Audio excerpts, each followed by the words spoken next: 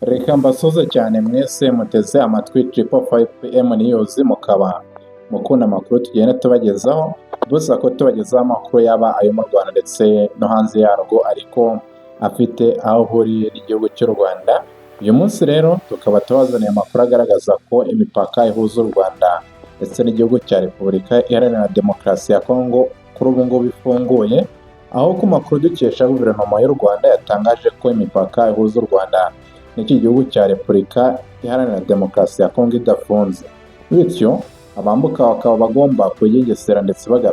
bagapimwa kandi bakabanza kumenyesha ubuyobozi bitewe n'uko icyo gihugu cyamaze kuba cyagaragaramo icyorezo cya Ebola giterwa na virusi ya bundi buryo. Akaba rero ari uburyo bwo kwambuka ujya muri Repubulika Iharanira Demokarasi ya Kongo, aho ubanza kuba bimenyesha abayobozi cyangwa se abashinzwe ubuzima mu gace uherereyemo, ndetse ukabanza wapimwa mu gihe ugiye ndetse no mu gihe ugarutse, kugira ngo barebe ko icyo cyorezo bagikumirira kure kitagarutse hano, kitinjiye hano mu gihugu cy'u Rwanda. Nongera kwibutsa gukanda subscribe rero n'ubufasha bukomeye cyane buba muduhaye, ndetse mudufashije kugira ngo n'umuyoboro wacu ukomeze uzamuke.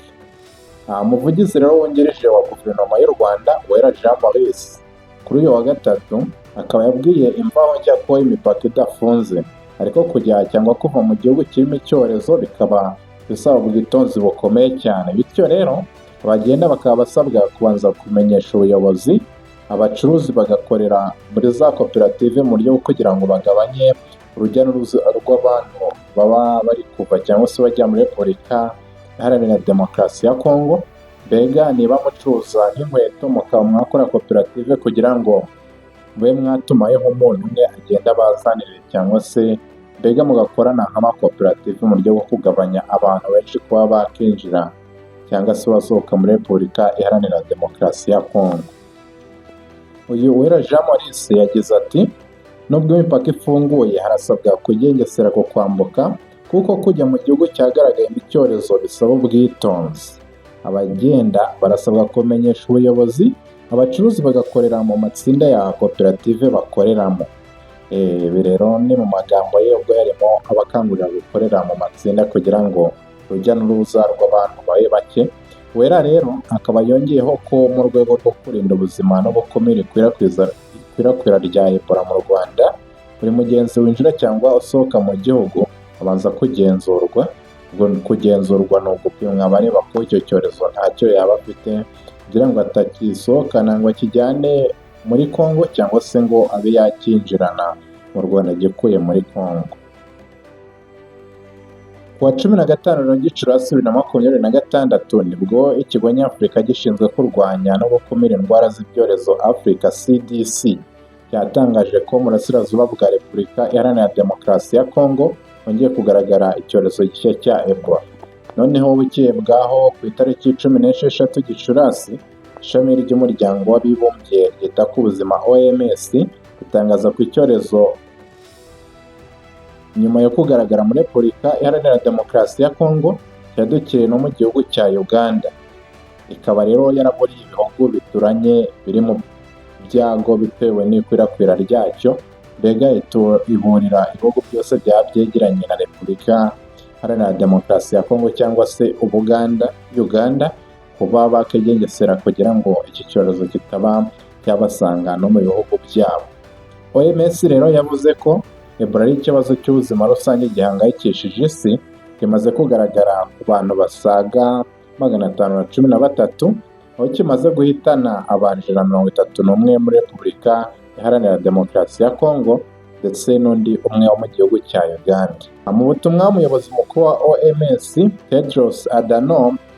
yanyujije ku mbuga nkoranyambaga mu cyumweru gishize, yavuze ko iki cyorezo nubwo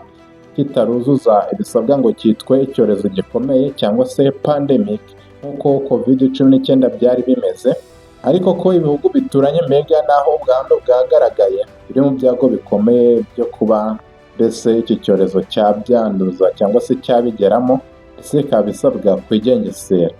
Ebola rero muri rusange ni indwara iterwa na virusi yitwa Ebola. Ubwoko bwa virusi bwayo bwabonetse muri Repubulika Iharanira Demokarasi ya Kongo ndetse no muri Uganda, bukaba bwarahawe izina rya bundi buryo virusi cyangwa se BDBV,